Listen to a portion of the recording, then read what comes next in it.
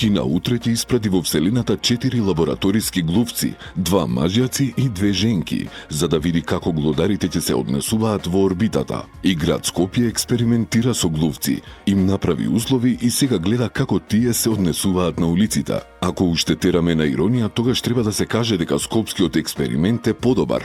Оти глувците не се ставени под ризик како оние кинеските кои одат во неизвестност. Но настрана иронијата, оти состојбата е сериозна. Скопјани прашуваат, докаде е работата со решавање на проблемот настанат со појавата на многу глувци и стаорци поради големата криза со расфрлено и несобрано ѓубре низ главниот град. Дете беше и каснато од глушец во близина на училиште. Ова е крајно опасно и бара итна и соодветна реакција на надлежните служби. Се решили проблемот? Ако се решил, не е лошо решението да го испратиме до тројцата кинески космонаути кои ќе полетаат во Вселената заедно со глувците. Уште имаме време за тоа. Кинеската ракета полетува утре.